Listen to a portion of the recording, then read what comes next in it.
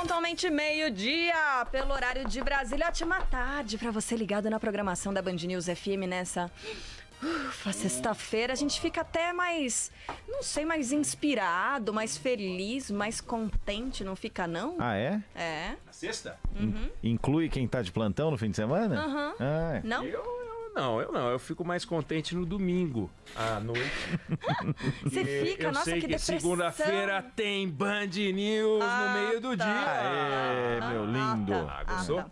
Parabéns, Fui bem? Eu sou a Carla Bigato, eu tô animada. Felipe Bueno Marromeno, porque vai trabalhar no fim de semana, pelo que eu entendi. Vai trabalhar? TJ, tamo junto. Vai trabalhar? Olha lá, e Lumière. Lumière vai trabalhar?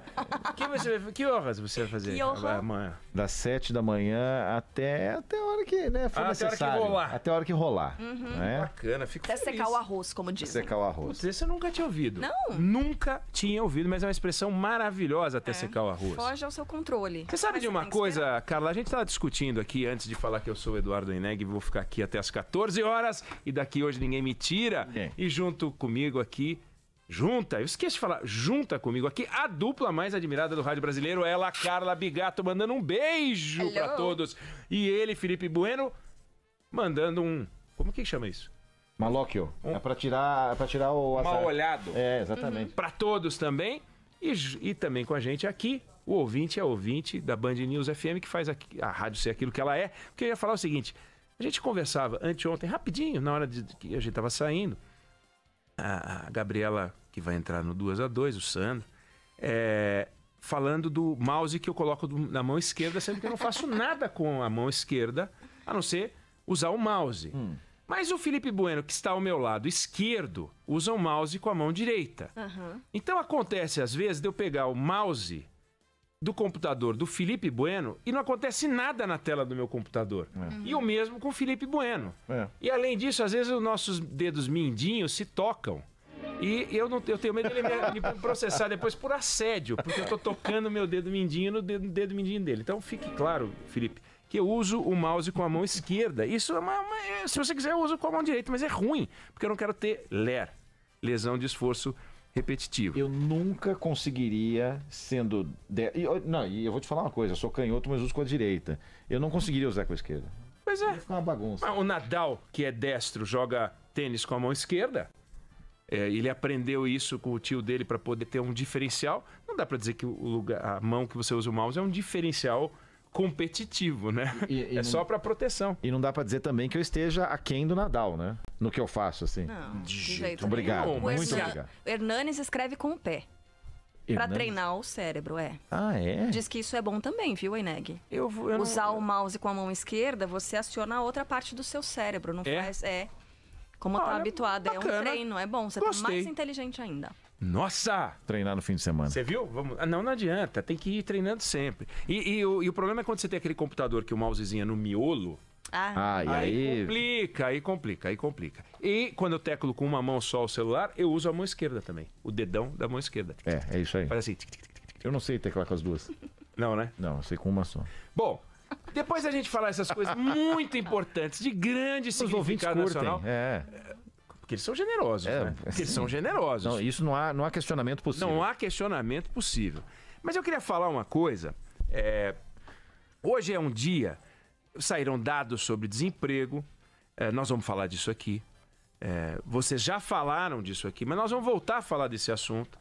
Desemprego continua alto, né? Teve uma pequena melhora no desemprego, teve uma pequena geração. É que os números absolutos são sempre muito grandes. 400 mil empregos foram gerados, sim, mas nós temos uma população economicamente ativa de dezenas de milhões de pessoas, ou 400 mil é pouco. Infelizmente continua alto, teve uma leve, uma discreta, quase imperceptível queda, mas está naquele patamar assustador do Brasil. O produto interno bruto, que a gente esperava que crescesse 2 pontos percentuais, depois começaram a falar em 1 ponto percentual, e o Ricardo Galo, que esteve com a gente aqui, falou o seguinte: olha, vamos festejar se chegar a meio. Então, se chegar a meio, a gente vai festejar. Como a população brasileira vai crescer acima de 1%, 1,3%, ou mais do que isso, você crescendo 0,5% a riqueza, a renda das pessoas cairá. Então a gente vai entrar numa realidade difícil, né? Hoje também tem uma entrevista publicada com o presidente Bolsonaro na revista Veja, nós vamos falar disso, ele fala do pós-previdência, ele fala de privatização, começando pelos Correios, não dá nenhuma palavra sobre... Lembra que ele falou que vinha uma bomba aí, um negócio grande, que poderia ser uma nova previdência, que era do tsunami? Nenhuma palavra sobre o tsunami, a não ser que seja a privatização, começando pelos Correios, mas não tinha nada sobre isso, né? Tem uma boa notícia, no entanto, que está circulando, que é um negócio entre a Marfrig, que é uma mega companhia, e a BRF, duas mega companhias do setor do agronegócio, né? Quando a gente fala do agronegócio, a gente não está falando de agricultura ou agropecuária, porque isso é 5% do PIB. Quando você fala de agronegócio, você está falando de mais de 1/4 do PIB, porque envolve toda a cadeia. Atenção, hoje teve transferência do Eduardo Cunha, não é disso que nós estamos falando. Toda a cadeia produtiva... Não esse tipo de cadeia. Que sai, que passa pelo fertilizante, que movimenta o trabalhador na fazenda, mas que mexe com caminhão, que mexe com combustível, que tem indústria no meio, que tem indústria de plástico, embalagens, papelão, importação de equipamentos. É um monstro. Aí dá mais de 1/4 do PIB brasileiro. Ou seja, é uma coisa muito importante. Acho que 28%, 29% do PIB brasileiro. Um negócio monumental. Então, quando você tem uma fusão desse tipo, é uma coisa importante, muito importante, de grande significado. E a gente festeja, fala, pô, que bom, tá começando a ter. Agora, olha só. Vamos pegar o ano de 2017, porque é um ano que tem dados bem consolidados, tanto de PIB, PIB per capita e fusões. O Brasil teve, em 2017, 830 fusões. Poxa vida, olha que bacana, quase 1.000, né? 830 fusões e aquisições. Que bacana, pô, a gente tem que movimentar isso mais. Sabe quantas fusões e aquisições aconteceram nos Estados Unidos no mesmo ano? 15.000. 15.000. Então, o produto interno bruto de um país se movimenta, não é só com fusões e aquisições, porque se você tem um prédio com 40 apartamentos, alguém compra aquele prédio, derruba todos os apartamentos, continua sendo um prédio com aquela mesma área. Então você faz uma fusão, aí você fala, ué, mas se é uma fusão, é uma soma. Continua igual. Não é bem assim. Tem ganhos, porque você tem ganhos de sinergia. Você, onde tinha 2 departamentos jurídicos, pode ter um. Onde você tinha 2 departamentos de recursos humanos. Você vai simplificando, você concentra. Depois tem complementaridades. Você tem um trabalha mais com carne de boi, outro trabalha mais com carne de frango, outro é mais industrial, outro está mais nos Estados Unidos, outro exporta mais, outro exporta menos. Você consegue crescer. Ainda assim, o produto interno bruto só cresce se você tiver isso muitas vezes, mas muitas vezes. Então a gente está vendo 15.000. O Brasil tem 2,5% do PIB global, né? Com 2,7% da população brasileira. O ideal é que os números fossem parecidos, ou então um pouquinho maior o PIB do que a população. Aí você vê o seguinte, é uma super plataforma de produção, é um tremendo polo de exportação. Só tem 7 países no mundo com PIB maior do que o nosso. Só tem 4 países no mundo com uma população maior do que a nossa. Então isso aqui é um bichão. No entanto, quando a gente olha os números, a gente vê o seguinte, temos um país que tem essas coisas gigantescas, mas ele tem a 67ª renda per capita do mundo. Então é um país rico com gente pobre. Esse é o problema, um país rico com gente pobre. Então precisa acontecer muita coisa que acontece em país rico para que a gente possa dizer que amanhã a gente não é um país rico com gente pobre, é um país rico com gente remediada, é um país rico com gente de classe média, é um país rico com gente de renda mais alta, até que, quem sabe, um dia a gente possa dizer que a gente é um país rico com gente rica. O PIB dos Estados Unidos é 10 vezes o nosso. A renda per capita dos Estados Unidos é 7 vezes a nossa, né? Aí quando você vê essa movimentação de fusões, no entanto, lá você pega e foram 20 vezes mais.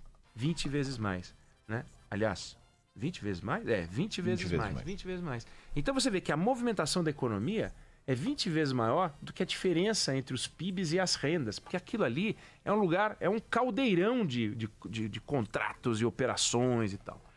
Então é muito importante que a gente consiga, a partir de agora, começar a ter um protagonismo. Claro que essa notícia, uma vez se confirmando, vai reverberar no planeta dos negócios, porque a fusão dessas duas empresas vai fazer nascer a quarta maior empresa de alimentos do mundo. Mas não é que alguém foi lá e falou, vou botar dinheiro e criaram a quarta maior empresa. Ela já existe, só que uma é a quinta, a outra é a oitava, quando junta vira a quarta, é natural que seja assim. A segunda é a JBS, né?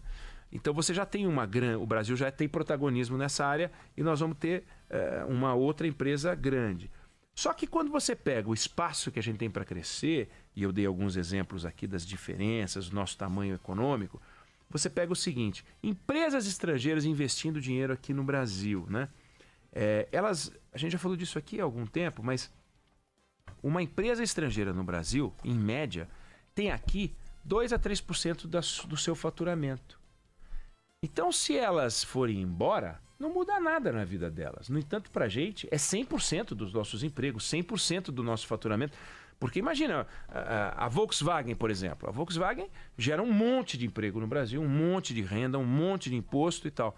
No entanto, a Volkswagen é 2%, a Volkswagen Brasil, da Volkswagen, do grupo, que inclui várias marcas e tal.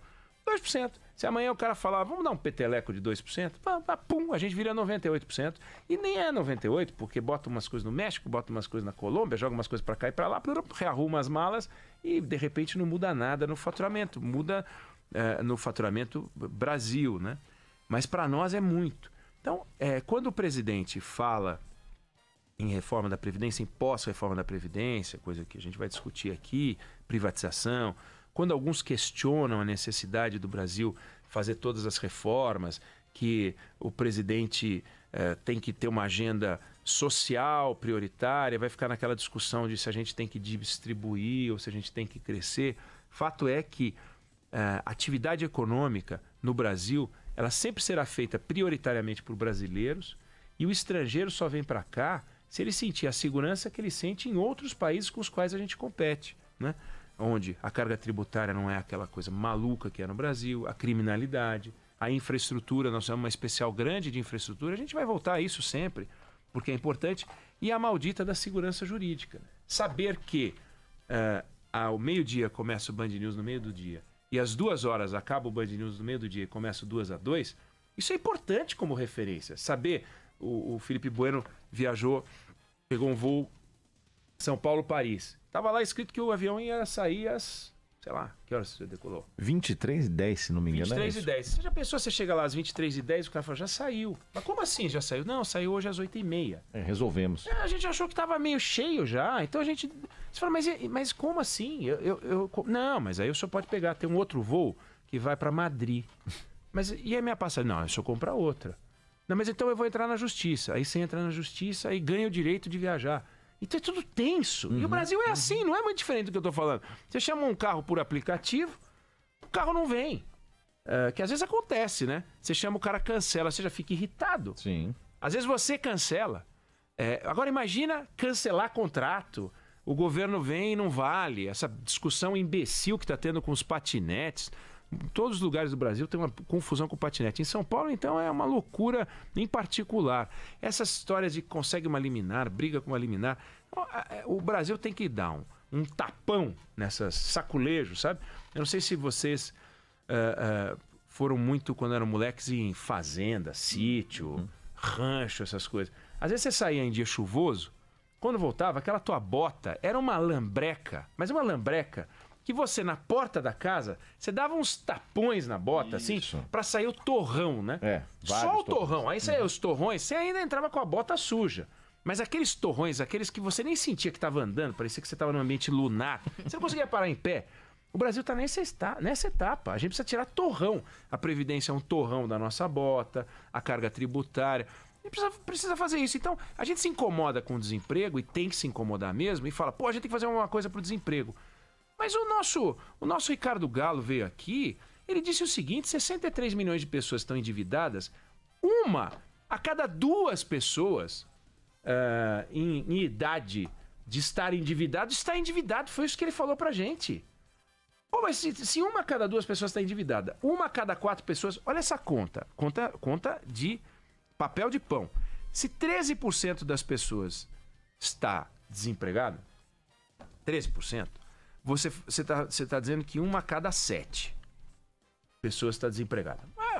Conta porca, não importa. Uma a cada 7. É uma a cada 6, na verdade, que vai dar 96%. 6, 3, 18, 80... Uma a cada 7.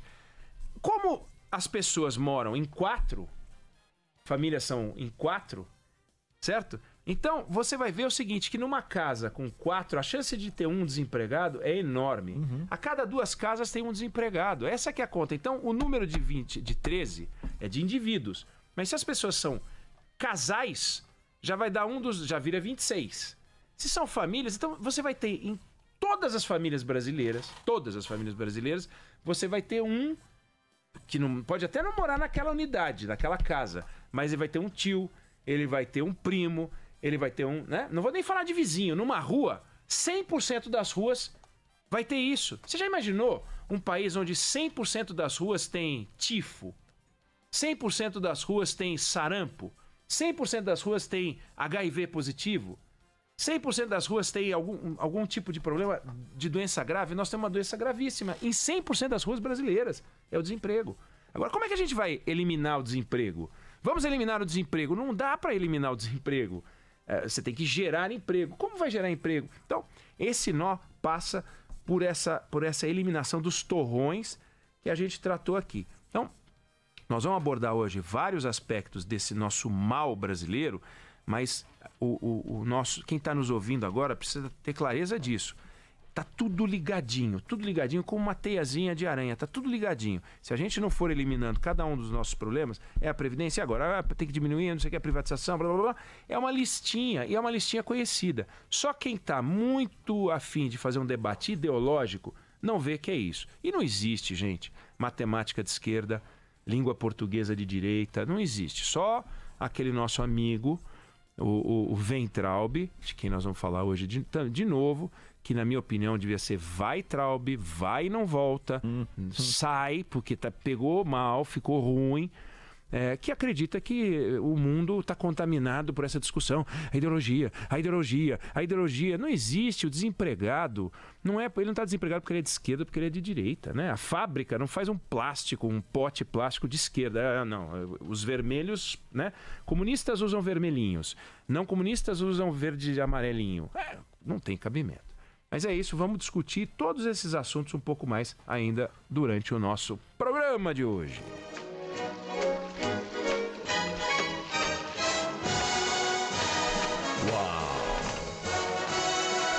Weintraub!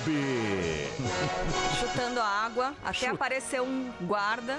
Chutando balde. Aí ele para. Ó. Gene Kelly. Finge que não tá fazendo nada, sobe na calçada, dá aquela sacudidela na perna. Agora uma pergunta pra vocês que têm uma alma de Sherlock Holmes. Carla tem, Felipe Bueno tem e o ouvinte seguramente tem. Qual é a chance de um ministro ter recebido essa dica de uma pessoa, de uma pessoa na faixa dos 20, 25 anos? De um assessor novo. Qual é a chance de não ter sido uma ideia dele? Professor tem uma explicação, hein? O que você acha? Eu posso dar uma outra opção? Outra opção. Algum assessor deu esse conselho querendo fazer uma sacanagemzinha. Será? Conspiração! O Felipe Bueno pode trabalhar com Weintraub. Weintraub. Ele pode trabalhar, porque tá com a mesma cabeça do ministro. Exato, mas você tem que entender as pessoas. Você é o homem certo. Você tem que se colocar na cabeça das pessoas. É lógico. Bom, mas já que você vai se colocar na cabeça das pessoas, faz uma faxina lá antes. Põe uma ordem naquele monte de armário, naquela cabeça. Né? Tá louco.